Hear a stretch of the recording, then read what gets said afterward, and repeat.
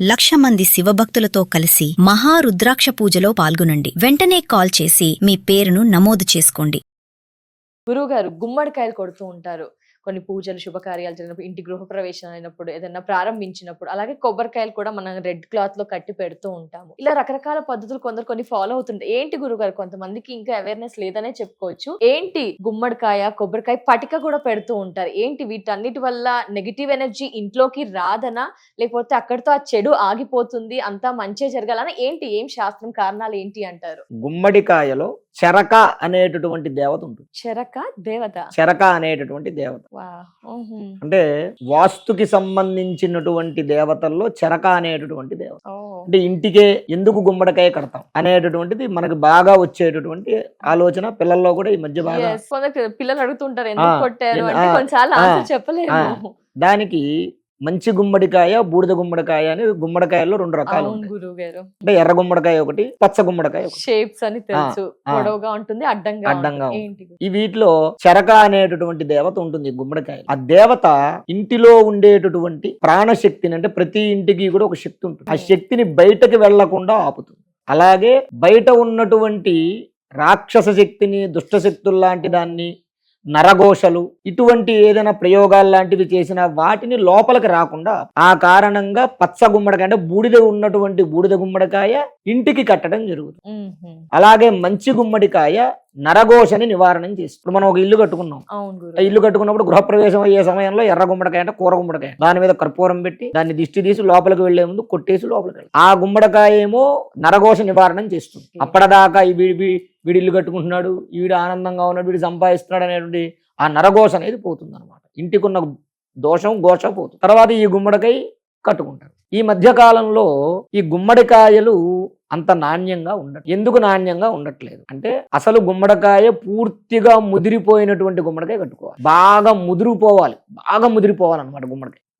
అలా ముదిరిపోయినటువంటి గుమ్మడికాయ కట్టుకుంటే ఆ గుమ్మడికాయ 4 ఏళ్ళు 5 ఏళ్ళు చెక్కు చెదరకుండా ఉంటుంది. కానీ ఈ మధ్య పోయి లోపల బూజు వస్తే దిష్టి ఎక్కువగా తగిలిందని భయపడుతూ ఉన్నారు. అదే ఇప్పుడు చెప్పేది ఏంటయ్యా అంటే, చాలా మంది తెలియక ఏం చేస్తున్నారయ్యా అంటే, గుమ్మడికాయ ముదిరిపోయినటువంటి గుమ్మడికాయ కాకుండా లేత గుమ్మడికాయని కట్టేసుకోవడం మొదలు పెడతారు. ఆ లేత గుమ్మడికాయని కట్టేసుకోవడం ఎప్పుడైతే మొదలు పెడుతున్నారో, లేత గుమ్మడికాయకి ఒక తత్వం ఉంటుంది. ఆ తత్వం ఏంటయ్యా అంటే, చీపురు గాని లేదా అంటూ ముట్టు మైలు ప్రభావం గాని అది తగిలితే కుళ్ళిపోతుంది, ఆటోమేటిక్ వెంటనే కుళ్ళిపోతుంది. లేదా కాళ్ళు గాని, మనుషుల యొక్క కాళ్ళు ఉంటాయి, ఆ కాళ్ళు గాని తగిలితే కుళ్ళిపోతుంది. మేమంతా ఇదేదో మాకు చెడు జరుగుతుంది, దిష్టి తగిలి, అది కాదు. ఏదైనా ఒక గుమ్మడికాయ కట్టేటప్పుడు చాలా మంది పొరపాటు పడి ఏవో పూజలని, యజ్ఞాలని, యాగాలని ఏదో భయపడిపోతూ ఉంటారు. కానీ భయపడాల్సిన అవసరం లేదు. అయితే ఈ గుమ్మడికాయలు ఇప్పుడు ఏంటయ్యా అంటే, ఇప్పుడు మనకు ఆ గుమ్మడికాయ అది ముదురుగా ఉందా లేతగా ఉందా అనేది మనకు తెలియట్లేదు. ముదురు గుమ్మడికాయ తెచ్చుకుని కట్టుకుంటే 4 ఏళ్ళు 5 ఏళ్ల పాటు చెక్కు చెదరకుండా ఉంటుంది గుమ్మడికాయ. అయితే ఈ లేత గుమ్మడికాయలు కట్టడం వల్ల దానికి ఉండే కొన్ని లక్షణాల వల్ల అది తొందరగా కుళ్ళిపోతుంది. కట్టిన 4 రోజులకు కొన్ని అయితే 10 రోజులకే కుళ్ళిపోతుంది.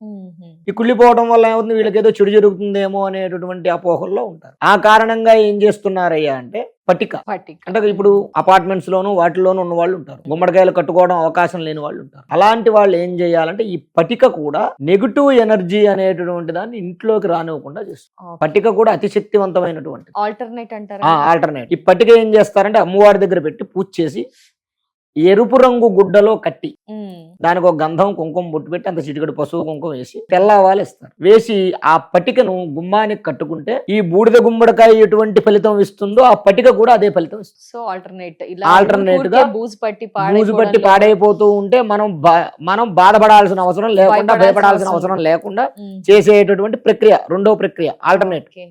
కొబ్బరికాయ ఏంటి గురుగారు? కొబ్బరికాయ కూడా పెడతారు. కొబ్బరికాయ అనేటటువంటిది కూడా అది ఇప్పుడు కొబ్బరికాయ కూడా ఏ కొబ్బరికాయలు పెడతారయ్యా అంటే, పీచు కొబ్బరికాయలు పెడతారు. అవును గురు. మనం ఎక్కడైనా పుణ్యక్షేత్రాలకి అలాంటి వాటికి వెళ్ళినప్పుడు, ఏదైనా వాళ్ళు యజ్ఞయాగాదులు చేసినప్పుడు కలశాల మీద పెట్టినటువంటి ఆ కొబ్బరికాయని ఆ జాకెట్ ముక్క పడంగా మనం తెచ్చుకుని కట్టుకుంటాం. ఆ కట్టుకోవడం వల్ల ఏదైతే ఏ దేవత పేరు చెప్పైతే ఆ కొబ్బరికాయకు పూజ చేశారో ఆ దేవత మన ఇంటికి రక్షణగా ఉంటుందన్న కారణం కూడా ఒకటి. అలా కూడా కట్టుకుంటాం. ఈ కారణంగా గుమ్మడికాయ, కొబ్బరికాయ, పటిక ఈ 3 కూడా కట్టడం జరుగుతుంది. మరి ఈ మధ్య ఇంకా చూస్తున్నాం, యంత్రాలు కూడా రకరకాల యంత్రాలు వచ్చాయి, రకరకాల యంత్రాలు కడుతూ ఉన్నారు. ఒక్కొక్కరు ఒక్కొక్కటి తెలిసిన విధంగా ఒకరు చెప్పారని. ఏంటి గురువు ఈ యంత్రాల ప్రాధాన్యత, కారణాలు ఏంటి, ఎవరికి ఏ యంత్రం ఏంటి అసలు? యంత్రం అనేటటువంటిది అతి శక్తివంతమైనది. ఇప్పుడున్నటువంటి పరిస్థితుల్లో మనం ఎన్ని పూజలు చేసినా ఎన్ని చేసినా మనకి జరిగేది జరక్క మానట్లేదు. అవును గురు, అది మరి బాగా ఇదిగా ఉంటుంది. అయితే ఈ యంత్రం అనేటటువంటిది యంత్రము, మంత్రము, తంత్రము. ఒక యంత్రంలో ఈ 3 ఉంటాయి. యంత్రము, తంత్రం, మంత్రం. యంత్రము, మంత్రము, తంత్రము అనేది 3 ఈ యంత్రంలో ఉంటాయి. ఈ యంత్రం యొక్క శక్తి ఏమిటి అయ్యా అంటే, ఈ యంత్రానికి అఖండమైనటువంటి శక్తి ఉంటుంది. ఎటువంటి దాన్నైనా సరే నివారణం చేయగలిగేటటువంటి శక్తి ఉంటుంది. ఇంటికి రక్షణ కావాలి, ఇంటికి నరఘోష కలగకూడదు అని అనుకుంటే గనక నరఘోష నివారణ యంత్రం పెట్టుకోవాలి. ఓకే గురువు. అలాగే వ్యాపార స్థలం ఉంది, జనాకర్షణ కలగాలి, ధనాకర్షణ కలగాలి, జనాకర్షణ యంత్రం అనేది ఉంటుంది, అది పెట్టుకోవాలి. ఓకే. అలాగే ఇంట్లో డబ్బు ఆగట్లేదు, మహాలక్ష్మి యంత్రం ఉంటుంది, ఆ మహాలక్ష్మి యంత్రాన్ని పెట్టుకోవాలి.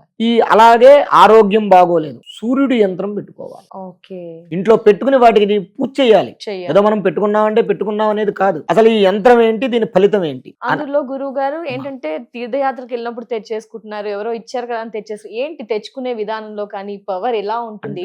ఇప్పుడు వాస్తవంగా ఏంటంటే అమ్మా, ఈ యంత్రాలది ఇది కూడా బాగా కమర్షియల్ అయిపోయి కొన్ని యంత్రాలు అంటే, యంత్రం ఏదైనా భగవంతుడు ఎవరిని మనం తప్పు పట్టకూడదు. ఆ యంత్రాలు తెచ్చుకునేటప్పుడు ఒక్కసారి ఏం చేయాలంటే దాంట్లో చూడాలి. యంత్రంలో మీకు ఇందాక చెప్పా, యంత్రంలో యంత్రము ఉంటుంది, మంత్రము ఉంటుంది, తంత్రము. యంత్రం అంటే రాగి రేకు ఫ్రేమ్. మంత్రం అంటే ఆ యంత్రం ఏ దేవుడి యొక్క శక్తి కావాలనుకున్నామో ఆ దేవుడి యొక్క మంత్రాన్ని ఆ యంత్రంలో రాయాలి, అక్షరాలు. దాన్ని ఏమంటారు? అది మంత్రం. తంత్రం అంటే ఏంటి? రోజు నువ్వు పూజ చేసేది తంత్రం. ఆ యంత్రంలో ఆ యంత్రానికి యంత్రము, మంత్రము, తంత్రము 3 ఉంటేనే ఆ యంత్రానికి చైతన్యం కలుగుతుంది. మరి గురుగారు ఇక్కడ పెద్ద సందేహం, బయట కొనుక్కుంటున్న వాటిలో మంత్రం ఉంటుంది అంటారా? మీలాంటి వారి ఆధ్వర్యం తీసుకోవాలని మేమంతా అనుకుంటాము. బయట కొనుక్కునేటటువంటి వాటిల్లో అమ్మా, ఇప్పుడు పుణ్యక్షేత్రాలు అవి వెళ్ళినప్పుడల్లా దొరుకుతూ ఉంటాయి యంత్రాలు. ఈ యంత్రాలలో ఉన్నటువంటి అక్షరాలు తప్పులు లేకుండా మంచిగా ఉందనుకోండి. ఇప్పుడు ఒక దుర్గా యంత్రం ఉందనుకుందాం, కాత్యాయనాయ విద్మహే కన్య కుమారి ధీమహి తన్నో దుర్గి ప్రచోదయాత్ అనేటటువంటి మంత్రం ఉంటుంది. దాని మూలం ఆ యంత్రం అక్షర దోషం లేకుండా కరెక్ట్ గా ఉందా లేదా అనేది చూసుకోవాలి. అలాంటి యంత్రం మనం తెచ్చుకోవాలి. అలాంటి యంత్రం మీకు రూపాయికి ఇచ్చినా తెచ్చుకోండి, 10 రూపాయలకి ఇచ్చినా తెచ్చుకోండి, 100 రూపాయలకి ఇచ్చినా, 1,00,000 రూపాయలకి ఇచ్చినా తెచ్చుకోండి. కానీ ఆ అక్షర దోషం మనకి తెలియదు కదా, దాంట్లో అక్షరాల్లో ఏ దోషం ఉంటుందో ఏంటో అనేది మనకు తెలియదు. కాబట్టి మనం ఏం చెయ్యాలయ్యా అంటే, ఎవరైనా సరే బాగా అనుభవజ్ఞులు, ఎవరైనా బాగా పూజ చేసి యంత్రాలు పూజ చేసి మంచిగా ఇంట్లో పెట్టి, ఇంట్లోనో పూజా మందిరంలోనో పెట్టి, దేవాలయాలు పూజ చేసి యంత్రాలు ఇచ్చేవాళ్ళు ఉంటారు. అటువంటి వారిని సంప్రదించి మన యొక్క జాతకాన్ని ఒకసారి చూపించుకుని, మన యొక్క సమస్య, ఉద్యోగం లేదు, వివాహం అవ్వట్లేదు, లేదా వ్యాపారం బాగా డెవలప్ అయిపోవాలి, లేదా ఇంకోటి మన సమస్యను బట్టి వారికి చెప్తే, ఆరోగ్య సమస్యలు ఏ సమస్య అయితే ఆ సమస్య వారికి చెప్పి, ఆ సమస్యను బట్టి ఆ యంత్రం. ఇంకోటి కూడా ఏంటయ్యా అంటే, యంత్రానికి ఏదో మనం ఈ రోజు అడిగి తెచ్చుకునేది కాదు. ఆ యంత్రానికి బలం రావాలి అంటే 27 రోజుల నుంచి 41 రోజుల వరకు పూజ చేయాలి. అంటే ఆ యొక్క మంత్రాన్ని బట్టి, యంత్రాన్ని బట్టి. నరఘోష నివారణ యంత్రం ఉంటుంది. ఇప్పుడు మనం నరఘోష నివారణ యంత్రం, వాస్తు యంత్రం లాంటివి ఇస్తాం. ఇలాంటి యంత్రం అయితే 27 రోజులు ఎవరైతే యజమాని మన దగ్గరకు వచ్చి, అయ్యా మాకు యంత్రం కావాలని అడిగితే, ఆ యంత్రం వాళ్ళ గోత్రము పేరు మీద 27 రోజులు వాళ్ళ పేరు మీద పూజ చేసి ఆ యంత్రం వాళ్ళకి పంపించడం జరుగుతుంది. పలానా చోట పెట్టుకోవాలి, వాళ్ళకి ఇన్స్ట్రక్షన్స్ ఇస్తాం, ఇలా పెట్టుకోవాలి, ఇలా చేయాలని చెప్పి చెప్తాం. అలా వాళ్ళు పెట్టుకోవాలి. ఆ రోజు నుంచి మనం చెప్పింది చేయాలి. అలా ఎవరైతే చేస్తారో వాళ్ళకి ఏ సమస్య ఉండదు. కాబట్టి ఈ యంత్రం అనేటువంటి అంత శక్తి. అలాగే ఇప్పుడు మత్స్య యంత్రాలు లాంటివి ఉంటాయి. వ్యాపారంలో జనాకర్షణ యంత్రం ఉంటుంది, ధనాకర్షణ యంత్రం. అలాంటివి 41 రోజులు పూజ చేయాలి. అలా మనం పూజ చేసి ఎవరికి వాళ్ళకే సపరేట్ గా, ఇప్పుడు 10 మంది వచ్చి మాకు యంత్రం కావాలన్నారు, 10 మంది గోత్రం పేర్లు ఒకేసారి చెప్పి 10 యంత్రాలు ఒకేసారి చెప్పి పూజ చేయడం అది పద్ధతి కాదు. అలా చేస్తే ఏమవుతుందయ్యా అంటే, 100 ఇప్పుడు 1 కేజీ పంచదారని 10 మందికి పెంచినట్టు అవుతుంది. పూర్తి ఫలితం వాళ్ళకి రాదు. పూర్తి ఫలితం రావాలి అంటే ఎవరికి వాళ్ళకి ఆ యంత్రం ప్రత్యేకంగా పూజ చేసి, దాన్ని ఫ్రేమ్ కట్టించి, దాన్ని మనం వాళ్ళకి పంపుతాం. అది ఆ ప్రకారంగా వాళ్ళకి ఏంటయ్యా అంటే, యంత్రం యొక్క బలం విపరీతమైనటువంటి శక్తి కింద వాడికి వస్తుంది. యంత్రం అంటే వేరే ఏమీ లేదు, ఓ ఫోన్ లో సిమ్ కార్డు. ఆ సిమ్ కార్డు ఉంటే, ఆ సిమ్ కార్డు ఉన్నంతసేపు మనం చైతన్యం ఉంటుంది. అలాగే ఇప్పుడు మనం రోజు చేసే పూజ ఉంటుంది, ఛార్జింగ్ పెడుతూ అంతే. ఎలాగైతే ఆ సిమ్ కార్డు వేసినప్పుడు ఆ టవర్ ద్వారా ఈ ఫోను సర్క్యులేట్ అయ్యి సిగ్నల్ అవుతూ ఉంటుందో, ఆ యంత్రం ఉన్నటువంటి ప్రదేశం కూడా ధనాకర్షణ కోసం చెప్తే ఆ ప్రదేశం అంతటికి కూడా ధనాకర్షణ కలుగుతుంది. ఆరోగ్యం కోసం చేస్తే ఆరోగ్యం కలుగుతుంది. వాడికి వాడి యొక్క అభివృద్ధి కోసం చేస్తే అభివృద్ధి, ఆ సర్కిల్ అంతా కూడా, ఆ యంత్రం ఉన్న ప్రదేశం అంతా కూడా పాజిటివ్ ఎనర్జీగా వాళ్ళకి ఆపాదింపబడి శుభం కలుగుతుంది. ఎస్, కాబట్టి ఎవరో తెచ్చుకున్నారు కదా అని మనం తెచ్చుకొని తీర్థయాత్రకు వెళ్ళిన అలా కాకుండా దానిపై అది. పట్టు, కొంచెం అవగాహన, ప్రావీణ్యత, దాని గురించి ఇన్ని డేస్ పూజ చేస్తే అవును దాని ఇంపాక్ట్ చాలా డేస్. అవునమ్మా. ధన్యవాదాలు గురుగారు, పూర్తి నమస్కారం. వివరణ ఇచ్చినందుకు, మా నమస్కారం. సందేహాలు నివృత్తి చేసినందుకు. నమస్కారం. శ్రీ మహాగణాధిపతయే నమః. ఆరోగ్యము, ఐశ్వర్యము, ఆనందము, ఆర్థిక లాభం ఇవన్నీ కలగాలంటే ఆగస్టు 11వ తారీఖు మంగళవారం రోజున మేము నిర్వహించేటటువంటి 1,00,000 రుద్రాక్షల పూజలో పాల్గొనండి. పరమేశ్వరుడి యొక్క అనుగ్రహం వల్ల సర్వ విధములైనటువంటి కష్టాలు నివారణమై ఐశ్వర్యాలు కలుగుతాయి. 1,00,000 రుద్రాక్ష పూజలో పాల్గొనేటటువంటి వారు స్క్రీన్ మీద స్క్రోల్ అవుతున్నటువంటి నంబర్లకు కాల్ చేసి రిజిస్ట్రేషన్ చేసుకోగలరు. స్వస్తి.